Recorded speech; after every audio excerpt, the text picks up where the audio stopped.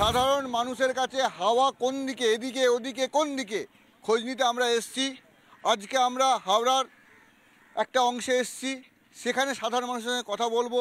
সাধারণ মানুষের সাধারণ কথা সাধারণের কাছে জানাতে আমাদের হাওয়া কেমন। আমরা এই তো একজন বসে আছেন, দেখি মোটর সাইকেলে বসে আছেন। তো কোথায় এসেছিলেন? এই তো আমি মর্নিং ওয়াক এসেছি। মোটর সাইকেলে করে? অবভিয়াসলি বাড়ি থেকে মোটর সাইকেলে করে আসি, এসে রাখি, রেখে তারপর আমরা হেঁটে আবার মোটর সাইকেল করে বাড়ি যাই। তো আমি তো শুনলেন আমি কেন এসেছি এখানে, হাওয়া কোন দিকে বইছে, হাওয়া কেমন জানতে। কি মনে হচ্ছে? হাওয়া ভোটের দিকেই আছে, 20 তারিখ ভোট দেবো, এটাই হাওয়া। ভোট তো ডেফিনেটলি কাউকে দেবে। সব থেকে আই এম ফরচুনেট যে একটা জায়গায় এসছে যে আমাদের অনেক দিনের আন্দোলনের পরে যে আপনি প্রার্থী চয়েস না হলেও নোটা হতে পারে। তা আমি যদি 3 জন আমাদের প্রার্থী আছে বা 4 জন আছে বা 10 জন আছে, সেখানে আমার যদি কাউকে মনে না হয়, কেউ কমিটমেন্টটা ফুলফিল করেনি, তাহলে আমার NOTA I have got that right যে আমি নোটা। হঠাৎ করে নোটার কথা মনে হচ্ছে কেন? প্রার্থী ভালো নয়? এটা আমাদের লড়াই ছিল। আমিও একটা সংগঠনের সঙ্গে থেকে এই লড়াইটা আমি অংশ ছিলাম, ফলে এটা যখন এসছে আমি দেখি। আপনাদের এলাকায় প্রার্থী ভালো নয়? সব প্রার্থী ভালো, দেখতে ভালো, সুন্দর, ভালো, চকচকে। কাজের নয়? কাজটা তো এটা তো রিলেটিভ। কাজটা তো ডেফিনেটলি একটা সময় লাগে, কয়েকটা দেখে কাজটা তো রিলেটিভ ব্যাপার আছে। এবার কোন কাজটা বলছেন আপনি, যে কতগুলো জুট মিল আছে সেটা খোলার জন্য কি করেছে সেটার জন্য একটা কাজ হয়। আবার দেখছেন যে আচ্ছা দিন হওয়ার কথা বলেছিল, সেটাও একটা কাজের জায়গা আছে। আবার দেখা যাবে আপনি কি পাচ্ছেন কি পাচ্ছেন না, কতটুকু পাওয়া যাচ্ছে লিমিটেশনের মধ্যে, সেটা কি পাচ্ছেন, সেটাও একটা কাজের জায়গা। এটা তো কম্পার্টমেন্টাল ওয়াইজ তো আপনার মানে আপনার পাওয়াটা, তাই না? আপনি টোটাল 100 একটা এত বড় চিচিংয়ে নিলেন, ওই দিকটা খারাপ, ওইটা খানটা তো আপনি বলছেন যে খারাপ, কিন্তু বাকি চিচিংটা ভালো, সেটাও তো বলতে হবে। এত ফিলোজফি, এই যে এত ফিলোজফি, এর মধ্যে দিয়ে হাওড়া হাওয়া কেমন? হাওড়া হাওয়া ভোটের খুবই ভালো। কোন দিকে? কোন দিকে বললে এটা খুব ডিফিকাল্ট, এটা 4 তারিখ জানা যাবে। ওনার কাছে অনেক ফিলোজফি আছে, কিন্তু হাওয়া কোন দিকে উনি কিন্তু এড়িয়ে গেলেন, বলটা সরিয়ে দিলেন অন্যদিকে, বলটা এদিকে চলে গেল। দাদা, হাওয়া কোন দিকে? অবশ্যই তৃণমূল কংগ্রেসের দিকে। তৃণমূল কংগ্রেসের দিকে। সাংগঠনিক ভাবে তারা শক্তিশালী। না, আপনি সাংগঠনিক দিক থেকে তারা শক্তিশালী। আমরা উন্নয়ন দেখে ভোট দিই। আপনি যেখানটা দাঁড়িয়ে আছেন 2010-এর আগে রাত্রি 8টার পর কেউ আসতো না। আজকে এই যে ডেভেলপমেন্টটা হয়েছে, এটা চারিদিকে যে এত নোংরা দেখতে পাচ্ছি, ডেভেলপমেন্ট থাকবে, আলোর নিচে অন্ধকার থাকে, সেটা পুরো নোংরা। হাওড়া তো পুরো ডেভেলপমেন্ট। আপনারা আলোটা দেখান না, অন্ধকারটা দেখান। এই রাস্তা ধরে পুরো নোংরা দেখতে পাচ্ছি। আপনার পিছনে নোংরা ঝাড় দিচ্ছে, দেখুন। আপনার পিছনে দেখুন, পিছনে আছে, থাকবেই, এগুলো থাকবেই, থাকবে। এগুলো পরিষ্কার হয়ে যাবে, সময় এলে সব সময় আবার পরিষ্কার হয়ে যাবে। হাওড়ার হাওয়া কোন দিকে? একটাই, তৃণমূলের দিকে। আর কোন দিকে যাবে? এনারা বলছেন হাওয়া মমতার দিকে, তৃণমূলের দিকে। এনারা বলছেন এরা উন্নয়ন দেখতে পাচ্ছেন হাওড়ার চারিদিকে। আমরা আরো মানুষের সাথে কথা বলবো। এখানে বসে আছেন কিছু মানুষ। হাওড়া হাওয়া কোন দিকে বইছে? হাওয়া তো দিদির দিকে বইছে, সবাই জানে দিদির দিকে বইছে হাওয়া। কারণ তো এটা আগে ভাগাড় হয়েছিল এই অঞ্চলটা, আমরা দেখেছি তো 34 বছরের শাসন আমরা দেখেছি। ভাগাড় হয়েছিল, এটা এতটা ডেভেলপমেন্ট করেছে। আর মেট্রোপলিটন সিটিতে একটু আধটু নোংরা থাকবেই, সেটা অস্বীকার করার জায়গা নেই, তার মধ্যে অনেকটা পরিষ্কার পরিচ্ছন্ন হয়েছে। আমার ওই তো একটাই কথা, উন্নয়ন হয়েছে এবং সব জায়গায় উন্নয়ন না হলেও কিছুটা উন্নয়ন হয়েছে, আমরা চোখে দেখতে পাচ্ছি। তবে দিদির ক্যান্ডিডেটই জিতবে এখানে। সব জায়গায় উন্নয়ন না হলেও উন্নয়ন কিছু হয়েছে, তবে দিদির ক্যান্ডিডেট জিতবে। এখানে হাওড়ায় দিদি ছাড়া কিছু নেই। হাওড়ায় দিদি ছাড়া কিছু নেই, বাবা দিদির দিকে। হাওড়া তো সবসময় মানে ক্যান্ডিডেট নয়, দিদি। হ্যাঁ, আমরা দিদিকে দিদি ভোট দেয়, ক্যান্ডিডেট দেবো ভোট। তো এখানকার বাসিন্দা তো আপনি নতুন প্রজন্ম, হাওড়ার হাওয়া কোন দিকে? হাওড়ার হাওয়া আর যেদিকেই হোক বিজেপির দিকে নয়, এটা একদম নিশ্চিত। কারণ মোদি ক্ষমতায় আসার আগে বলেছিল রাম মন্দির বানাবে, তাই উনি রাম মন্দিরটা বানিয়েছেন, কিন্তু উনি বলেননি জিনিসপত্রের দাম কমবে। তো হাওয়া যেদিকেই হোক ভোটে একদম নিশ্চিত যে বিজেপির দিকে, অন্তত এইখানের হাওয়া নয়। হাওয়া যেদিকেই হোক বিজেপির দিকে নয়। আর আপনি পালাচ্ছেন কোথায় বলুন, হাওয়া কোন দিকে? আমার এসব কোনো এক্সপিরিয়েন্স নেই, তবে এইখানে হাওড়াতে মনে হচ্ছে না অন্য কোনো পার্টি দিদিই আসবে। এই যে হাওয়া নিয়ে আমরা কথা বলছিলাম, মানুষের সঙ্গে হাওয়া নিয়ে কথা বলছিলাম, তো মোটামুটি যা বুঝলাম এরা বলতে চাইছেন, এদের মানে অধিকাংশই, যে হাওয়া তৃণমূলের দিকেই।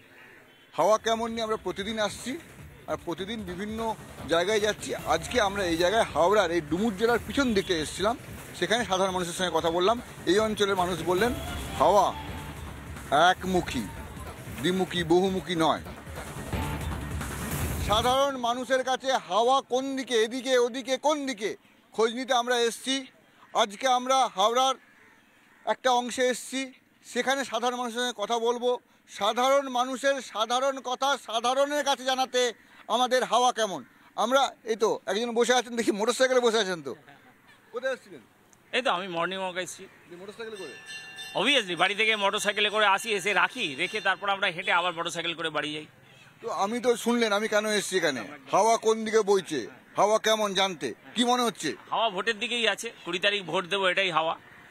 ভোট তো ডেফিনেটলি কাউকে দেবে। সব থেকে আই এম ফরচুনেট যে একটা জায়গায় এসছে যে আমাদের অনেক দিনের আন্দোলনের পরে যে আপনি প্রার্থী চয়েস না হলেও নোটা হতে পারে। তা আমি যদি 3 জন আমাদের প্রার্থী আছে বা 4 জন আছে বা 10 জন আছে, সেখানে আমার যদি কাউকে মনে না হয়, কেউ কমিটমেন্টটা ফুলফিল করেনি, তাহলে আমার নোটা হ্যাভ গট দ্যাট রাইট যে আমি নোটা। হঠাৎ করে নোটার কথা মনে হচ্ছে কেন? প্রার্থী ভালো নয়? এটা আমাদের লড়াই ছিল। আমিও একটা সংগঠনের সঙ্গে থেকে এই লড়াইটা আমি অংশ ছিলাম, ফলে এটা যখন এসছে আমি আপনাদের এলাকায় প্রার্থী ভালো নয়?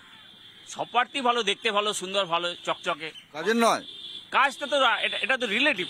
কাজটা তো ডেফিনেটলি একটা সময় লাগে, কয়েকটা দেখে কাজটা তো রিলেটিভ ব্যাপার আছে। এবার কোন কাজটা বলছেন আপনি, যে কতগুলো জুট মিল আছে সেটা খোলার জন্য কি করেছে সেটার জন্য একটা কাজ হয়। আবার দেখছেন যে আজকে দিন হওয়ার কথা বলেছিল, সেটাও একটা কাজের জায়গা আছে। আবার দেখা যাবে আপনি কি পাচ্ছেন কি পাচ্ছেন না, কতটুকু পাওয়া যাচ্ছে লিমিটেশনের মধ্যে, সেটা কি পাচ্ছেন, সেটাও একটা কাজের জায়গা। এটা তো কম্পার্টমেন্টাল ওয়াইজ তো আপনার মানে আপনার পাওয়াটা, তাই না? আপনি টোটাল 100 একটা এত বড় চিচিংয়ে নিলেন, ওই দিকটা খারাপ, ওইটা খানটাতেও আপনি বলছেন যে খারাপ, কিন্তু বাকি চিচিংটা ভালো, সেটাও তো বলতে হবে। এত ফিলোজফি, এই যে এত ফিলোজফি, এর মধ্যে দিয়ে হাওড়ার হাওয়া কেমন? হাওড়া হাওয়া ভোটের খুবই ভালো। কোন দিকে? কোন দিকে বললে এটা খুব ডিফিকাল্ট, ব্যাপারটা 4 তারিখ জানা যাবে।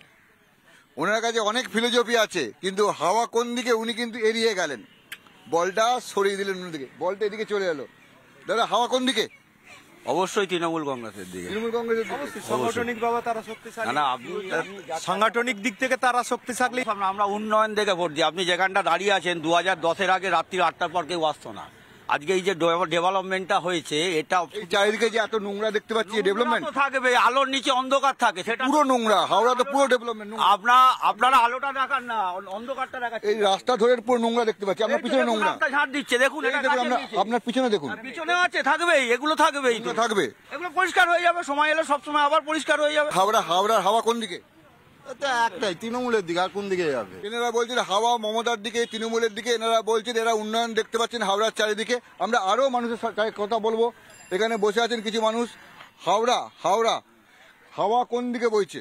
হাওয়া তো দিদির দিকে বইছে, সবাই জানে দিদির দিকে বইছে হাওয়া। কারণ তো এইটা আগে ভাগাড় হয়েছিল এই অঞ্চলটা, আমরা দেখেছি তো 34 বছরের আসলে আমরা দেখেছি ভাগাড় হয়েছিল, এটা এতটা ডেভেলপমেন্ট করেছে। আর মেট্রোপলিটন সিটিতে একটু আধটু নোংরা থাকবেই, সেটা অস্বীকার করার জায়গা নেই, কিন্তু তার মধ্যেও অনেকটা পরিষ্কার পরিচ্ছন্ন হয়েছে। আমার ওই তো একটাই কথা, উন্নয়ন হয়েছে এবং সব জায়গায় উন্নয়ন না হলেও কিছুটা উন্নয়ন হয়েছে, আমরা চোখে দেখতে পাচ্ছি। তবে দিদির ক্যান্ডিডেটই জিতবে এখানে। সব জায়গায় উন্নয়ন না হলেও উন্নয়ন কিছু হয়েছে, তবে দিদির ক্যান্ডিডেট জিতবে। এখানে হাওড়াতে দিদি ছাড়া কেউ চাই। হাওড়া দিদি ছাড়া কিছু নেই, হাওয়া দিদির দিকে। হাওয়া তো সবসময় মানে ক্যান্ডিডেট নয়, দিদি। হ্যাঁ, আমরা দিদিকে দিকে ভোট দেবো, ক্যান্ডিডেট দেবো ভোট। তো এখানকার বাসিন্দা, তো আপনি নতুন প্রজন্ম, হাওড়ার হাওয়া কোন দিকে?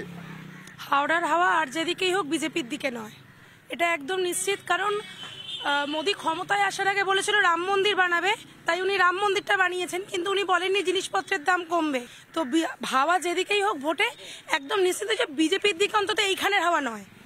হাওয়া যেদিকেই হোক বিজেপির দিকে নয়। আর আপনি পালাচ্ছেন কোথায় বলুন, হাওয়া কোন দিকে? আমার এসব কোনো এক্সপিরিয়েন্স নেই, তবে এইখানে হাওড়াতে মনে হচ্ছে না অন্য কোনো পার্টি দিদিই আসবে।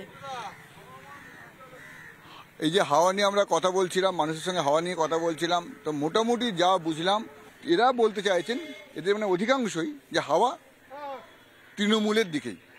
হাওয়া কেমন নিয়ে আমরা প্রতিদিন আসছি আর প্রতিদিন বিভিন্ন জায়গায় যাচ্ছি। আজকে আমরা এই জায়গায় হাওড়ার এই ডুমুর জেলার পিছন দিকে এসেছিলাম, সেখানে সাধারণ মানুষের সঙ্গে কথা বললাম।